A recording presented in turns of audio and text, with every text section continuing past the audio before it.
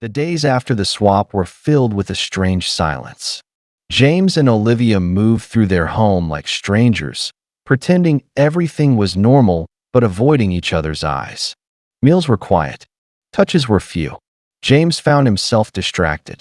At work, replaying moments from that night with Rachel. Not just the physical ones, but the way she had looked at him, like she knew something he didn't. It left a feeling he couldn't shake, like a hook buried just beneath his skin. Olivia felt it too, but in a different way. There was an unease she couldn't explain, a heaviness that settled in the pit of her stomach. At first, she blamed guilt, but it was more than that. She began to notice small things. A jacket she didn't recognize hung near the door one morning. A faint scent on James's shirt she didn't wear. Her phone started ringing with calls that ended as soon as she answered. When she asked James if anything was bothering him, he shook his head too quickly, eyes fixed on the television. Rachel, meanwhile, became a frequent presence. She stopped by unannounced, bringing wine or leftover dinner.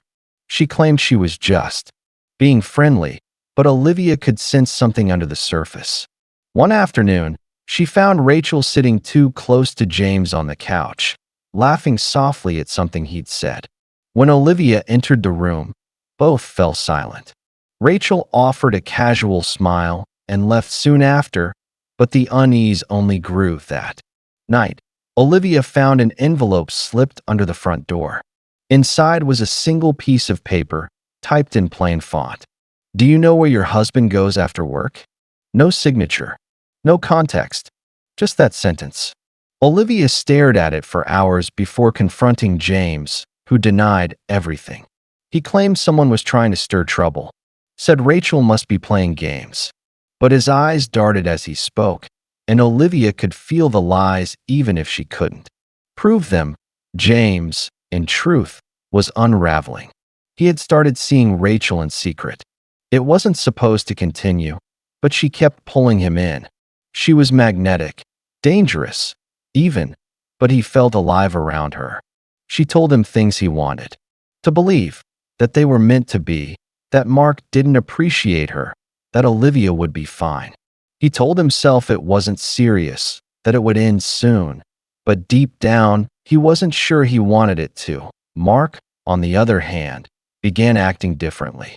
The lightness in his demeanor faded. He stopped attending neighborhood events and spent more time alone. Some neighbors noticed him pacing late at night, staring across the street at the Harper's house. One even claimed they heard shouting coming from the Sullivans' backyard around midnight. But when asked, Mark brushed it off, saying he was just under pressure from work. The truth was beginning to rot the edges of everyone's life. The simple lives they had all once led were cracking under the weight of secrets, obsession, and deceit. The swap had opened doors none of them knew how to close. Lines that were meant to be temporary had become pathways into something darker. Late one evening, Olivia looked out the window and saw Rachel standing alone in her driveway, looking straight at their house. She didn't wave. She didn't move. She just stared, her face expressionless in the glow of the street lamp. Olivia turned away, heart pounding. She didn't know why, but something about that moment chilled her to the bone. The game was no longer a game. Something else had begun, slow and quiet, something that couldn't be undone.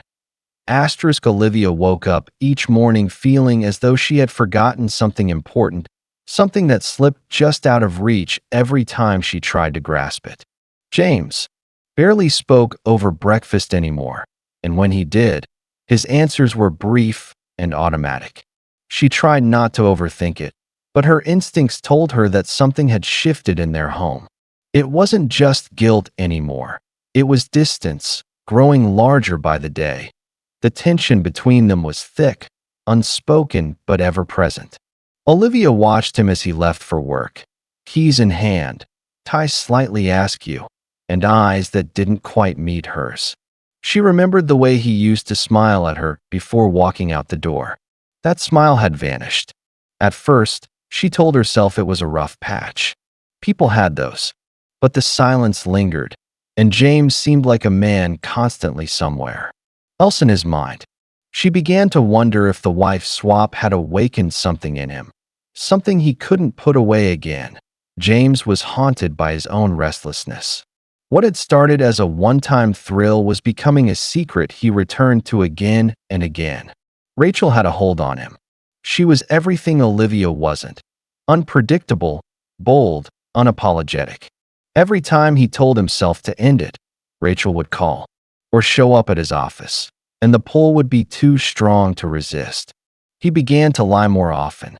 Late meetings, errands, small detours on the way home. He told himself it was temporary, but with each lie, the space between him and Olivia widened.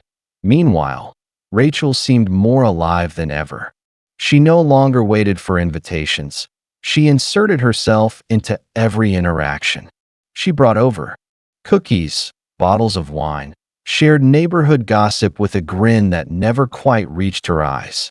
She asked Olivia probing questions about her marriage, then laughed them off like jokes.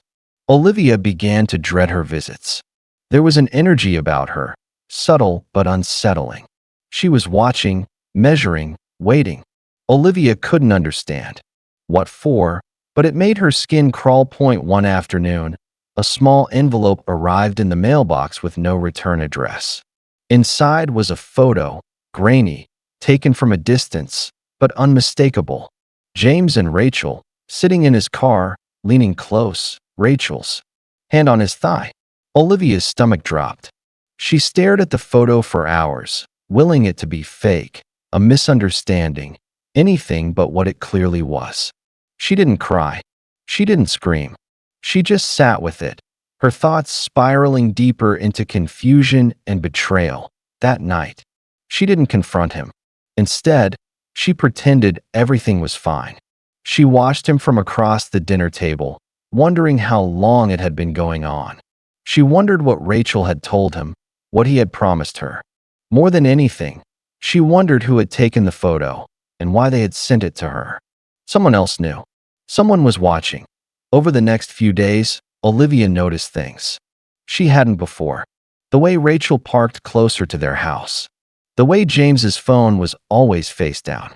She began finding small signs: a second wine glass in the sink, unfamiliar scents in the laundry, bits of gravel on the floor near the door, as if someone had come in while she was gone. She started locking the doors more often, checking the windows twice before going to bed. She couldn't shake the feeling that someone had been inside. Everything once safe and ordinary now felt unstable. James was slipping away, Rachel was getting closer, and Olivia was left alone with the unraveling. She didn't know if she should try to fix things or run. But a darker thought had started to take root, that none of this was a coincidence, that someone had started this chain of events on purpose, and that it wasn't over, not even close. The morning Mark Sullivan disappeared was quiet and uneventful, as if the world hadn't noticed something was about to go terribly wrong. Rachel told police that he left the house in a rage after an argument, slamming the door behind him and vanishing into the rainy darkness.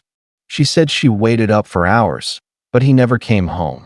She claimed he was upset about her growing closeness with James and accused her of emotional betrayal.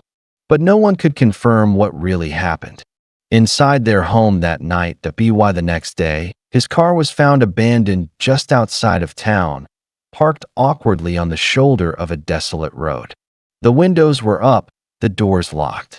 There was a streak of dried blood on the steering wheel, and the passenger seatbelt had been cut. In the back seat, police found a shirt, torn and stained, matching the one Mark had been wearing in a photo, taken just 2 days earlier. There were no signs of a struggle outside the vehicle. It was as if he had simply vanished. News spread quickly in the neighborhood. At first, people assumed he had walked away from the car in frustration or even orchestrated his own disappearance. But as hours turned into days, the tone shifted from curiosity to fear. Mark didn't have enemies. He wasn't involved in anything dangerous, at least not publicly. But the circumstances were too strange to ignore that Rachel's behavior only deepened. Suspicions. She didn't cry. She didn't call around asking for help. She answered questions with a cold, distant calm that unsettled everyone. She repeated the same timeline to police without slipping up. But something in her tone suggested detachment, not distress. James watched the news with a blank stare, barely blinking. Olivia noticed. She also noticed how quiet he had become. How much time he spent staring out the window or checking his phone with trembling hands. When detectives asked neighbors for statements, one of them mentioned seeing James and Rachel together late at night near the Harper's garage, only hours before Mark disappeared. Another recalled hearing shouting from the Sullivans' backyard, but dismissed it at the time. It didn't take long before James was brought in for questioning. He looked exhausted, hollowed out from the inside. He admitted to the affair with Rachel, but insisted he had nothing to do with Mark's disappearance. Then came the footage. A blurry image from a traffic camera showed James's car driving near the remote road where Mark's vehicle was discovered, at a time when he had claimed to be at home. Confronted with the evidence, James broke. He said Rachel had called him that night, frantic, saying Mark was violent and threatening her. She told him to meet her at a cabin where she was hiding. When he got there, he said Mark was already dead, but Rachel denied it. She told police she hadn't spoken to James that night and that she had been home the entire time. She claimed James was obsessed, that he had become controlling after the affair, and when she tried to end it, he snapped. With no phone records or messages to prove otherwise, James's version sounded more like a desperate attempt to shift blame. The investigation grew darker.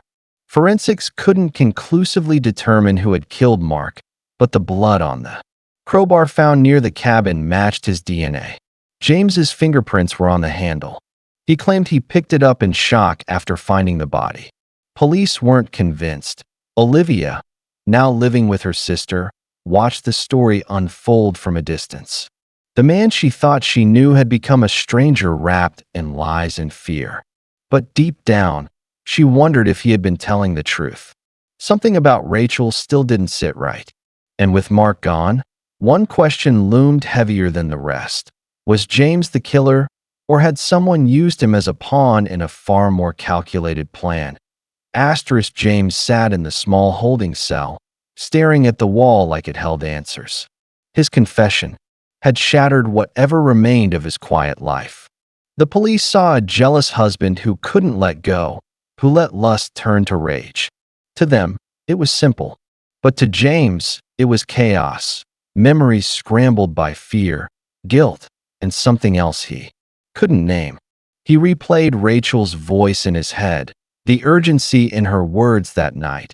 If those words had ever been real at all, Rachel kept her distance in the days after his arrest.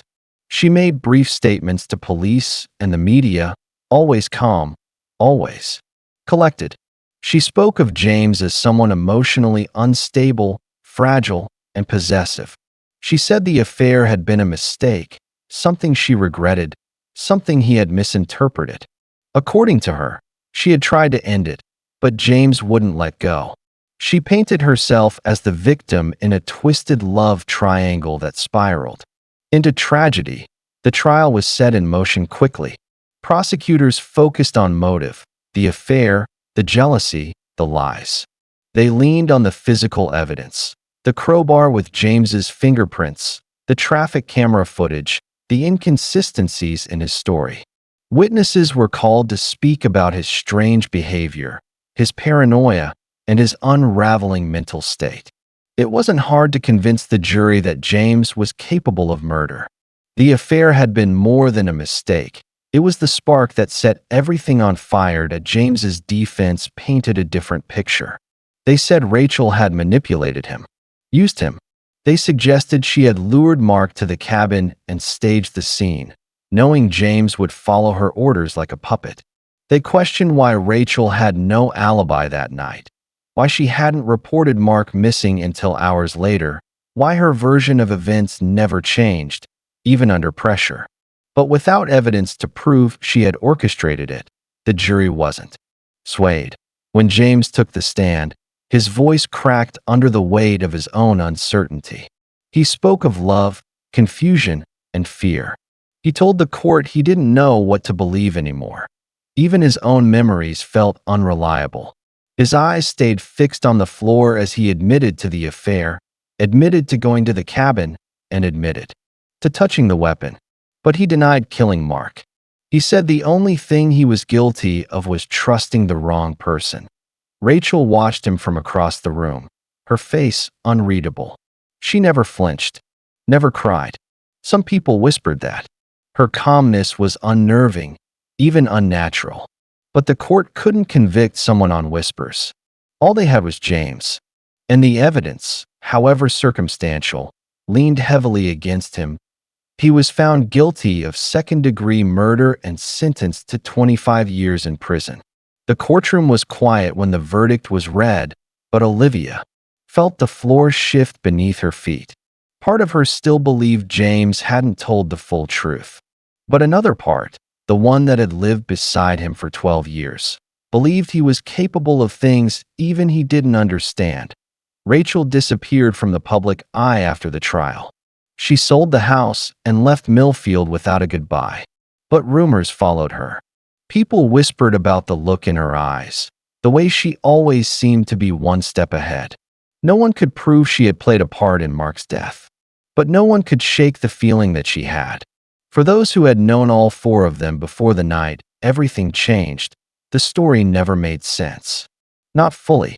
There were still too many holes, too many questions, and one woman who seemed to walk away untouched by the fire she may have started. A year after the trial, Millfield had returned to its usual rhythm. Lawns were trimmed, kids rode bikes down tree-lined streets, and the Harpers' old house was sold to a young couple expecting their first child. From the outside, the neighborhood seemed untouched by the darkness that had unraveled within it. But underneath the polite smiles and Sunday morning waves, people still whispered. The story hadn't faded. It had simply been buried, like Mark Sullivan. Rachel had vanished, just as quietly as she had arrived. No one knew exactly where she went, though some said she moved south. Others claimed she had changed her name. The truth emerged slowly in fragments. An investigative journalist, digging through public records, found that Rachel had remarried less than 8 months after James's conviction. Her new husband, a quiet man from a nearby city, disappeared 6 weeks into their marriage. His family filed a missing persons report, but nothing came of it. Rachel told police he had left during an argument and never returned. Sound familiar? The journalist wrote. Too familiar. James, now serving his sentence in a medium security prison, refused most interviews. In his letters to Olivia, brief, infrequent, and written in shaky handwriting, he never mentioned Rachel by name. He spoke only of regret, confusion, and an overwhelming sense that he had been used. He never asked for forgiveness. Maybe he knew better. Olivia, for her part, had moved on. She changed jobs, left Millfield, and never looked back. But she still kept the photo, the grainy one of James and Rachel in the car, tucked inside a book on her shelf. A quiet reminder of the moment everything began to fall apart. The new investigation into Rachel's second husband's disappearance never led to charges. There wasn't enough evidence. No weapon, no motive that held up under scrutiny, and no body. But the parallels were too glaring to ignore. The journalist's article, published online under the title, "The Woman Who Watched Men Vanish," went viral. Rachel's name returned to the headlines, and suddenly, the old case resurfaced. People began to question the original verdict. Had James really acted alone? Or had Rachel engineered the entire tragedy from the start? A former detective on Mark's case admitted anonymously that they had always found Rachel's composure unsettling. Another revealed that she had once changed her story during a preliminary interview, but corrected herself before it was recorded.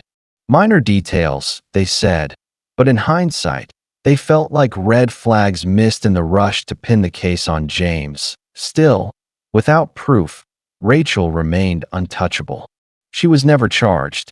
She remained only a figure in shadowy speculation, a ghost that moved from one life to the next, leaving silence in her wake.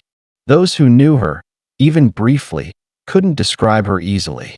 She was beautiful, yes, mysterious, but something about her always felt unreadable, like she knew a secret no one else could see. James would spend most of his adult life behind bars. Whether he killed Mark out of jealousy or walked into a trap laid by someone far more cunning, the truth remained blurred. Maybe it was both. Maybe it was neither. The wife swap had been sold as a one-night thrill. But what it uncovered was far more dangerous. The frailty of trust, the chaos of desire, and the darkness that hides behind ordinary faces that in the end, it wasn't just about passion or betrayal. It was about obsession, quiet, calculated, and patient. An obsession that knew how to smile, how to play innocent, how to wait in the background while others took the fall. An obsession that didn't end with one death. It only changed form again and again as the story drifted into the silence that follows tragedy. Asterisk here is Chapter 6 of Wife Swap Fantasy, turned to obsession and murder, expanded to continue the suspenseful fictional true crime story. It maintains the tone, pacing, and simplicity of the earlier chapters. Months passed, and Rachel Sullivan's name became little more than a distant memory in Millfield. The new family that moved into her old house never knew the full story. Most people didn't talk about it anymore. They had their own lives, their own routines. The neighborhood had moved on. But the story wasn't finished. In another town, 2 states away, a man named Daniel Kessler went missing. He was last seen having dinner with his wife at a quiet restaurant. According to the server, she had been calm, composed, and polite. Daniel never came home. His credit cards were never used again.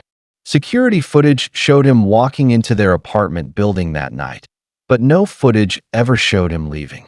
His wife, whose name was listed as Rebecca Cole, told police he had simply left her, packed a bag and walked out.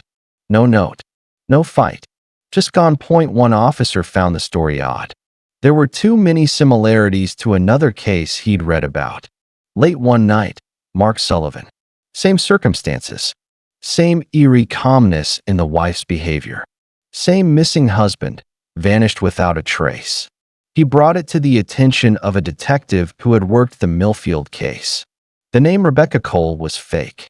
Fingerprints confirmed it. It was Rachel Sullivan. But Rachel, or whatever name she was using now, had learned to stay 2 steps ahead. No evidence. No digital trail. She had scrubbed her past clean, moved cities, changed her appearance slightly, and blended into her surroundings like she'd done it 100 times before. When investigators tried to approach her, she denied everything, smiled, cooperated, invited them into her home. There was nothing suspicious in plain sight. And still, Daniel Kessler was gone. Back in prison, James Harper heard about the second disappearance from a passing comment during visitation. The article didn't mention Rachel directly, but he knew. It was her. It had always been her. The weight of the truth settled in his chest like a brick. He had been manipulated from the beginning. Not just seduced, but played. Used as a weapon and discarded.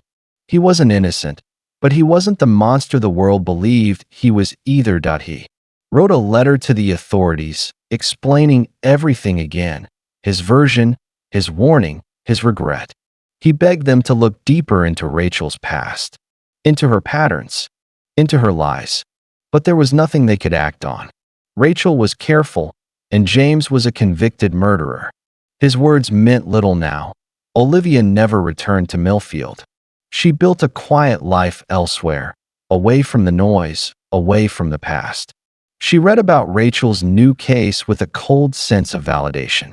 Not relief, not revenge, just confirmation of what she had suspected all along. That what happened.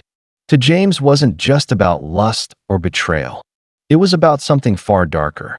She sometimes wondered if Rachel would strike again, or if she'd finally disappear for good. And Rachel did disappear again. New name, new town, new life. The story would go on, because sometimes the most dangerous people are not the ones who act in rage, but the ones who wait in silence. The ones who smile while planning their next move. The ones who know exactly how to escape consequences again and again. This wasn't just a story of infidelity or obsession, that it was a story of a predator hiding in plain sight. And the people left behind to pick up the pieces never saw her coming, until it was too late.